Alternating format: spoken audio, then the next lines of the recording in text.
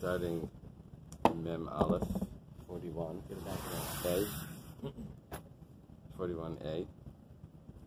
And it's 3 lines from the bottom.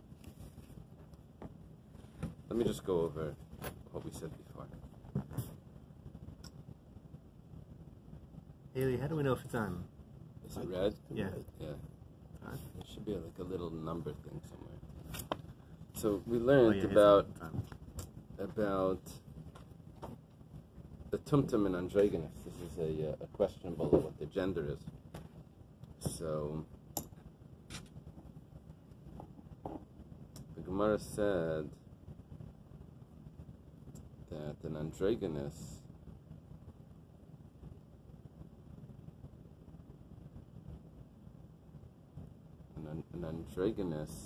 can't be offered in the temple as a bechar because it could be it's a female.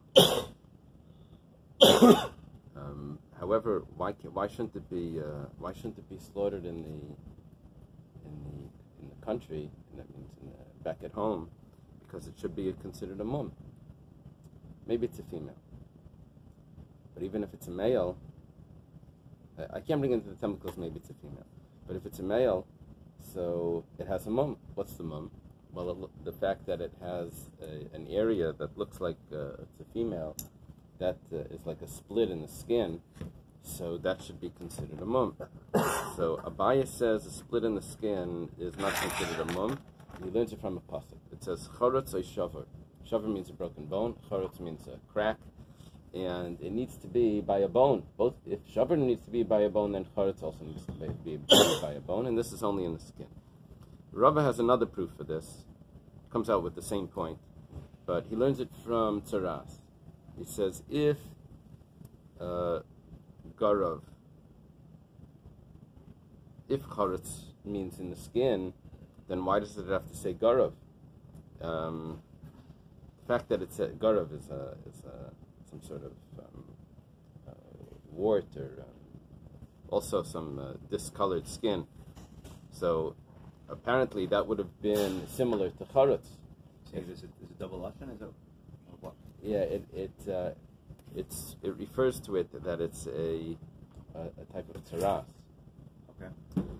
Now, if charutz is considered a mum,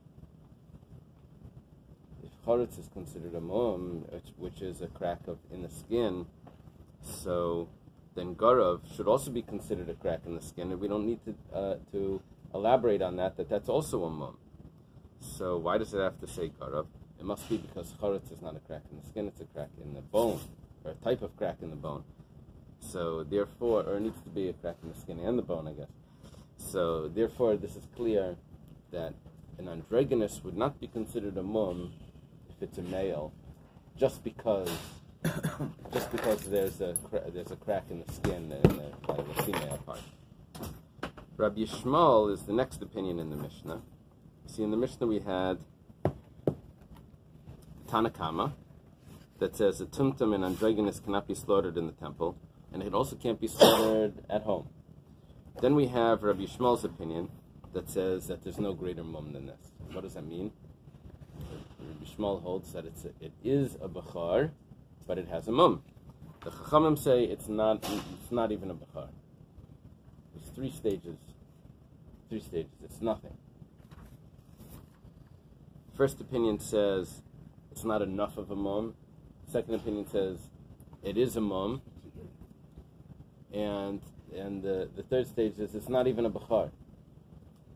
It's not counted.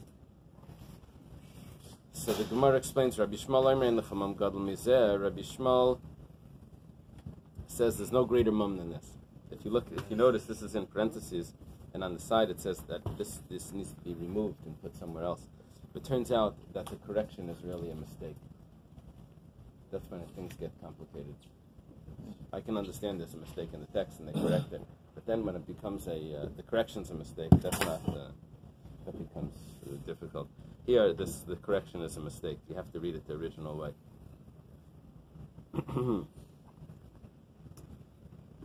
Why doesn't Rabbi Yishmael hold like Abaya that it's considered a that it's not considered a mum. Rabbi said that it needs to be by a bone. He says, and he doesn't say that the comparison needs to be similar, that a crack in the flesh needs to be similar to the broken. Yeah, in Yomi it says Reb Shimon. No, why?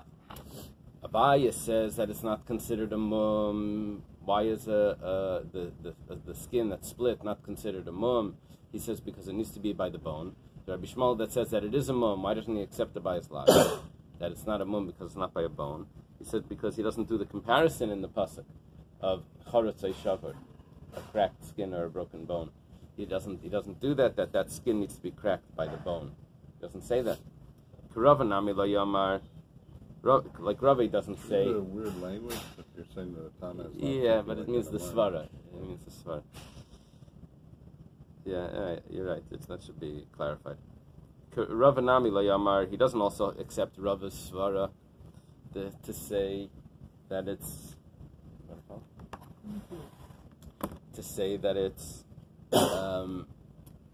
that it needs to be by the bone because otherwise why would it have to say garav? It would all be counted under the same category of charetz.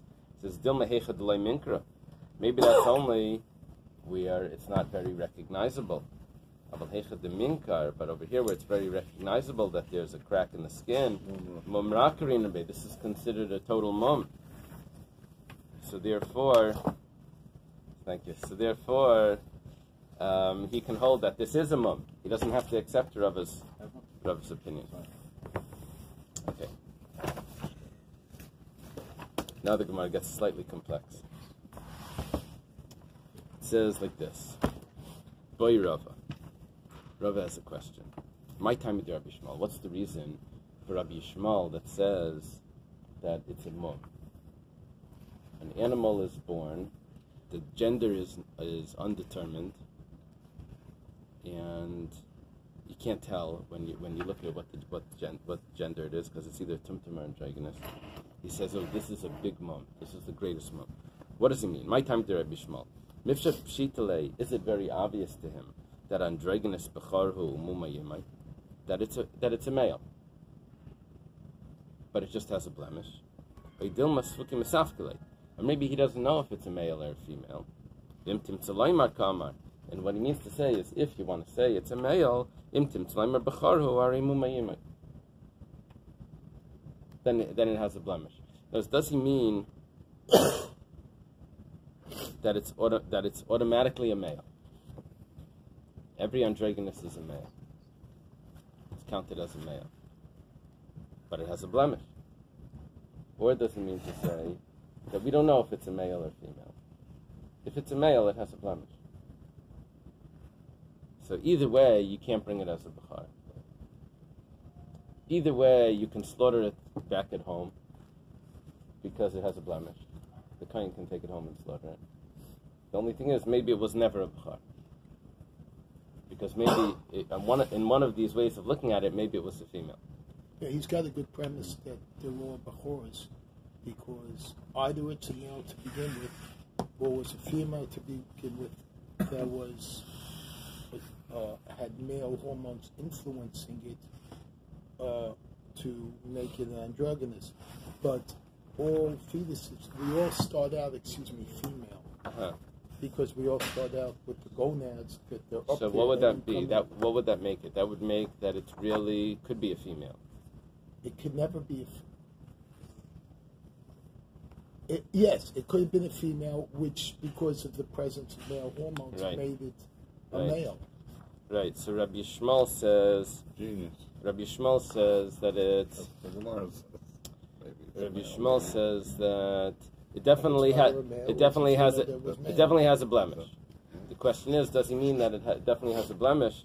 Does he mean that that's only if we say it's a male, it definitely has a blemish, or is it 100% male and it definitely has a blemish? Does Rabbi Shmuel have any doubt in this, that it may be a female? That's the Gemara's question. The Gemara asks, what's the difference? You can't bring it to the temple either way. It has a blemish. Even if it's a male, or if it's a female, for sure you can't bring it to the temple, and you can slaughter it at home. So, Either way, if it's a female for sure, and if it has a blemish for sure as well. So lemilki ala mishum gis v'avayda. The question is, if it's a male animal, then I can't shear the wool and work the animal because it was at one time a bechar, but it has a blemish. Follow? If it was a male animal, then I can't work it or shear the wool because it was a bechar with a blemish, which retains a certain holiness. And a bechar actually is born, even if it's at birth. So that's important. That's going to get back to us.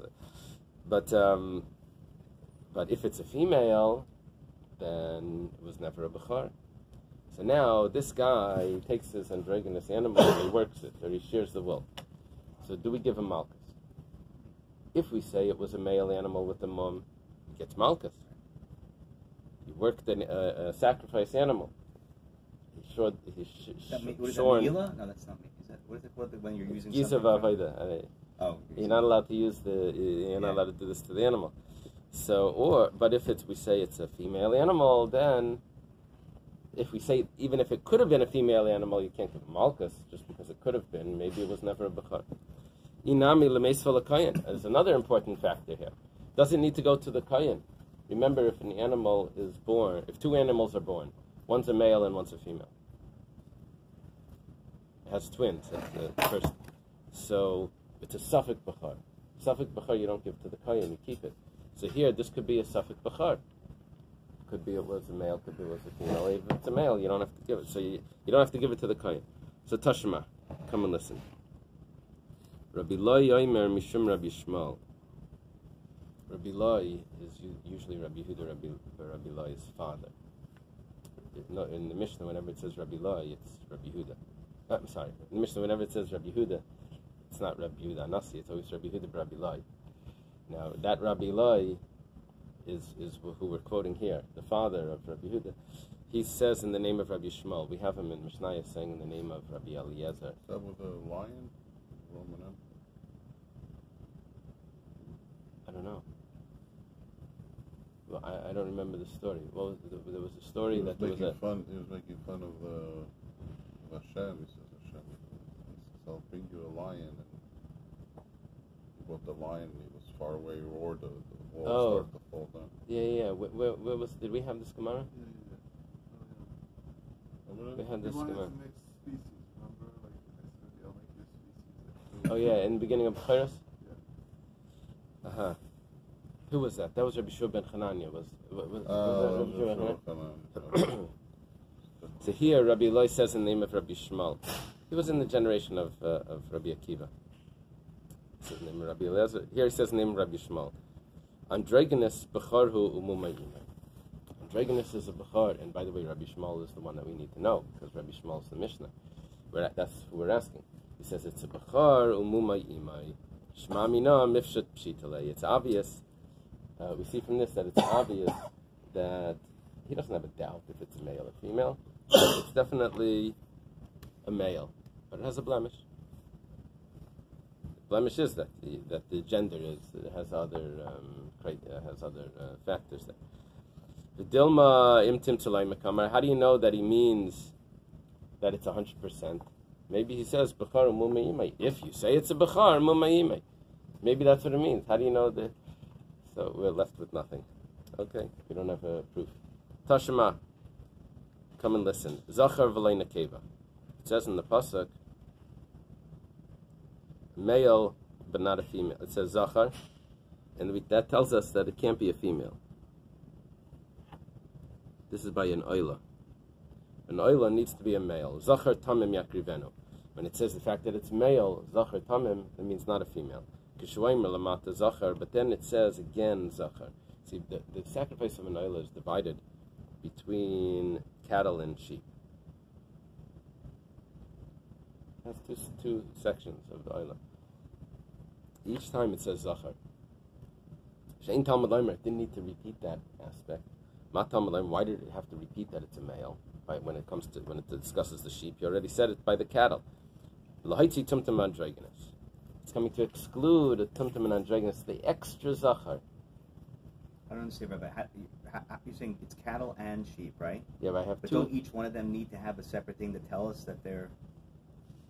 The Gemara would have understood, well, at least from this Gemara, it appears that if it would have given the criteria of what type of animal, in the first one, by the bakar, we would have known that it needs to be male all the way through, even by when it discusses the sheep. We automatically would have known that. That's what the Gemara is understanding.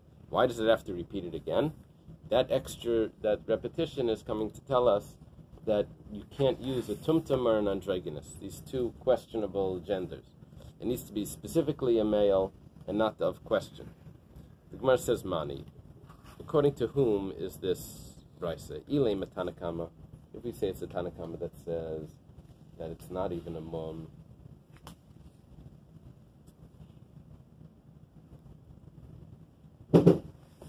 so, but we don't know if it's a male or female. So Sveiku, it's a doubt. Is it a male or female? So, V'asikrala mute Sveika? It's a very interesting question. See, the Gemara understands that the Torah is going to tell us the rules. If we have a question about the situation, so that's our question. We know the rules. We have a question about the situation, so we have to decide what we do when we have a question. We don't know this. We don't know the situation. The Torah, look, there's a skin that's growing over this animal. We don't know what's inside. Is it a male or female? We don't know. The Eibishter knows. We don't know. So the Torah doesn't have to tell us what we should do when we don't know that situation. The Torah tells us what the rules are. And the Eibishter knows if it's a male and female. It's not going to tell us about our questions. That's something that we have to figure out. What do we do whenever there's a doubt? Look,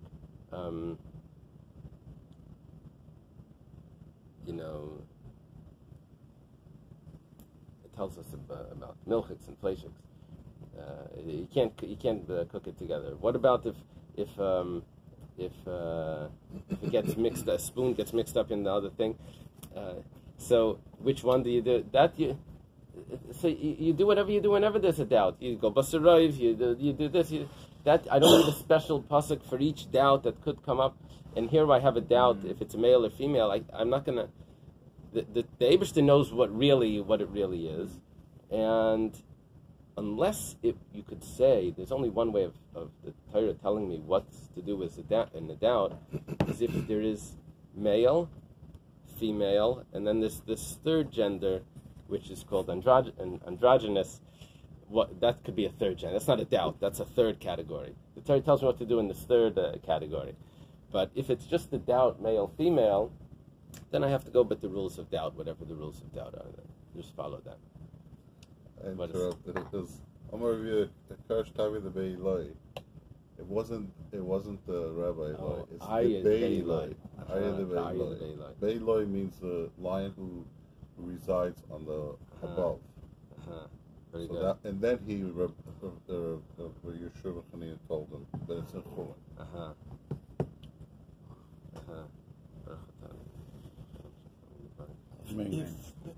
It says it's... Finish the story. No, you lose the train of thought. 18 amas between his ears. That's how big the lion was. What? 18 amas between his ears. You're not allowed to, if it was a slice in the skin of an animal, would be a mum. A recognizable skin, but the only thing is, Abaya said that it needs to be in a place of a bone. Right. And Rabbi said it also needs to be a place of a bone. Why can't, if the whole question is androgynous because the skin's covering it, why can't the rabbis make a slice and look? We're not allowed to make a... Well, that was my question. Oh. Can you make a slice to know and then come to Maskan? Yeah, it's interesting. It's interesting. The tumtum is a covered area. The androgynous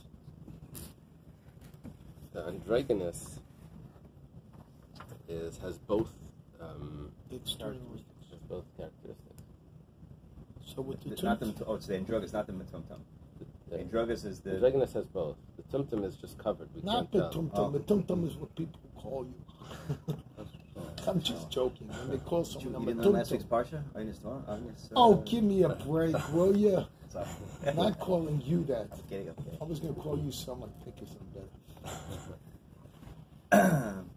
He knows a lot. It says, Ella Rabbanan Basrai. This brisa that tells us that we need to exclude a tumtum and androgynous is the later Rabban. There's the second, actually the third opinion here. The third opinion says that it's not a bechar at all. In a bechar. That it's not a bechar at all.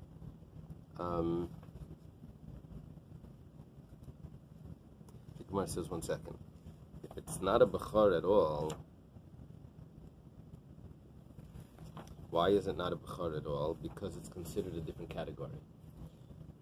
It's considered a different category. If that's the case, then mechad kranafki. I don't need two psukim to exclude this. Why? The Hagabi Bechar Chad Zachar Hudiksiv. By Bechar it only says one Zachar. And Kamati Kulaminayo. And I exclude from this, according to the Rabbanan Basrai, an animal that's a tumtum and androgynous not only is not sacrificed because it has a mum, but it's not even considered a Bechar at all. It's not, and which means I'm allowed to shear the wool and work the animal. It never became holy. So if that's the case, how many times does it say Zachar to exclude this by a Bechar? Only once. So the Rabbanan Basrai don't need by the Eily to say Zachar twice to exclude a tumtum and androgynous. They excluded it from the first time by Bechar. It should be only, you don't need an extra Zachar to tell. Automatically, Zachar means Zachar. Male means male. Female or androgynous is not part of this. I don't need an extra pasuk to exclude them. Ela pshita Rabbi Shmuel. Okay, now we're back to exactly what we're looking for. It must be Rabbi Shmuel. And Rabbi Shmuel was the one that says that it is considered a Zachar. The only thing is it has a mum. Now, we didn't know what Rabbi Shmuel's opinion was. When he says that it has a mum, doesn't mean that it's definitely a Zachar and it's definitely a mum, or it doesn't mean to say maybe it's a Zachar. If it's a Zachar, then it has a mum. We didn't know how to learn Rabbi Shmuel.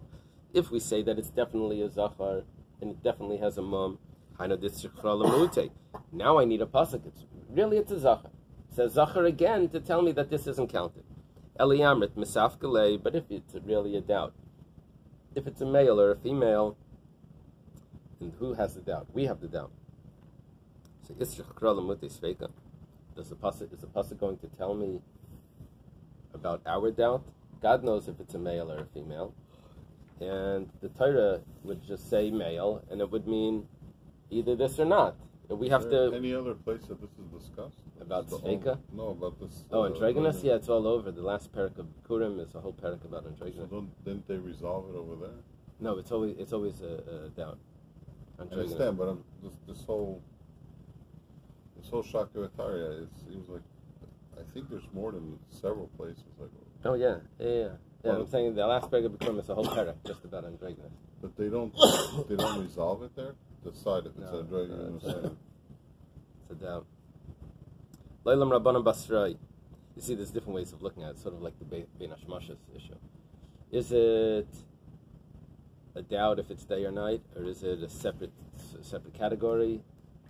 And then what do? You put on tefillin. Do you marry another androgynous? You marry a female over there to discuss it, right? I hear you.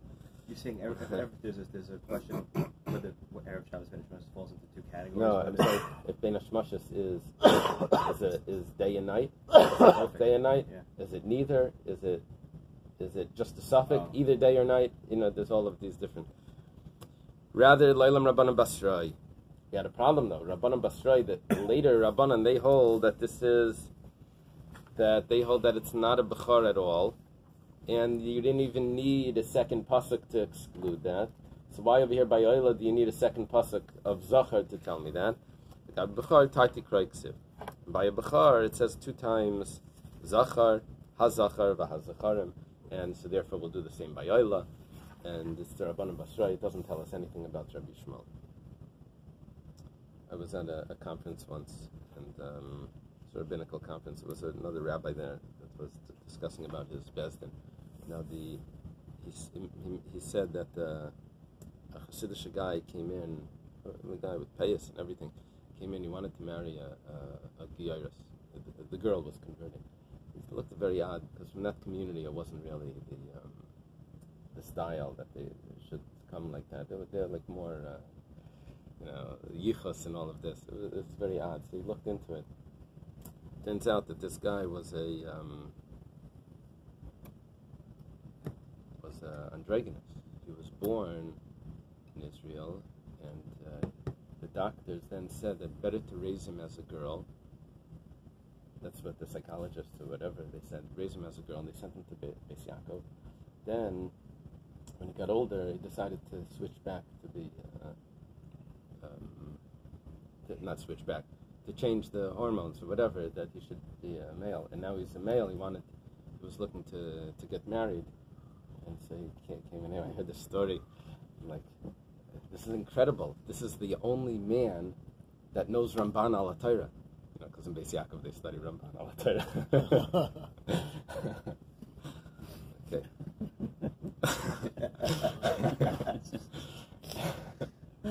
Okay. What was the mascot? They couldn't marry him because no. I think what's the way it works? It's better if he's raised as a. It's better if he could marry a woman, because on the chances that he's a woman, so a woman in a woman is not a biblical sin. If it's a man and a man, if he would be raised, if he considers himself a woman, he's going to marry another man. Let's say he's a man, then that's a biblical sin. But he's marrying a woman. In this case, this is the halachic way of doing this. I thought since it was known he's sterile, would that cause any problem? Oh no, I think it's. I don't know if that sterility is an issue. I think it's only if it's like castrated or. Okay, but then afterwards I asked a plastic surgeon about this. Many years in school, and have you ever come across? He said no. So I hear one story. I never heard from anyone else that this really is. Did you have incidents of this in school or in cases or? Of people who were changed sex? No, not changed. That were born androgynous or hermaphrodites. Oh, really? Oh, okay. Okay, so it happens. It happens. Okay, the sages say ain't a bechor. The chum say that it's nothing. What are they? It's not a bechor at all. It's not a male with a mum. It's not a bechor. Amar Rav Chizda says machlekes bandroginus. This discussion over here, that it's its own species. That's only by an androgynous. Aval betumtum. Now we're dividing these two categories and we're splitting this up. Betumtums, that's divrei kol sveiku v'kadosh misveika. That's a doubt because it's the gender is concealed. We can't tell. That's not that he has both. He has both. Then that's the machlekes. But everyone's going to agree by a tumtum that it's going to be that it's a doubt. We don't know what it is. You can't see what it is. It's covered over. Amalei Rava asks the question, when someone pledges someone's value to the temple, so it's different if it's a male or a female. Allah Tanya, why was it taught in the Braisa, Hazachar? It says that you, for the male, you pay this. V'loi tumtum androgynous. In the Braisa it says, only for a male, but not a tumtum and androgynous. 1 second. Why not a tumtum and androgynous? Tumtum is a suffix. Androgynous, I understand it's its own species, but a tumtum is a suffix. Maybe it's a male. You have to pay the male price if you give if you pledge that. When it says Sami Mikan Tumtum, take out the word Tumtum. Okay, we're going to be stuck with this issue here. An example of this is in the laws of Pru or Revu at the beginning of Even Ezer. It says you have to have a male and a female offspring. And it discusses, what about if the child is a cheir shoyt of a katan, a deaf, or an imbecile, and it puts in there or a katan. Now, cheir shoyt of a katan is a phrase that's always used. The problem is that every child is a katan. So when it uses that cheir shoyt of a katan term, What do you mean Cheir Sheit of a Katan? The child is a Katan. So it says that no, that's just a phrase. It just throws the whole thing together. And when it wants to talk about a Cheir Sheit, it says Cheir Sheit of a Katan. So what's going to happen here in this Gemara is we're going to say that there's a difference between a tumtum and androgynous.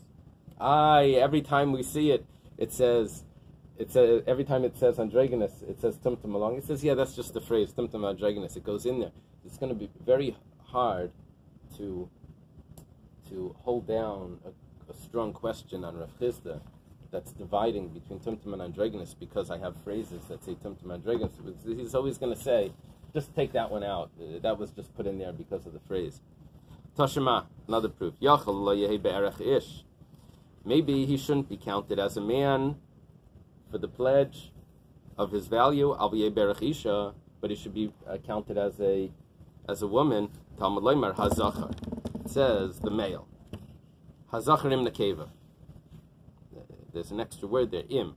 V'lei tumtum androgynous. It excludes a tumtum and androgynous. 1 second. A tumtum, we said, is a doubt. A tumtum doesn't... The value of him is not the woman. The value of him has to go under the man because we have to be strict to pay the extra money just in case it's a man. It's a doubt. Sami mikan tumtum. Erase from here tumtum. Okay, again, we did the same sort of answer. Tashma. Im zacharim nekeva.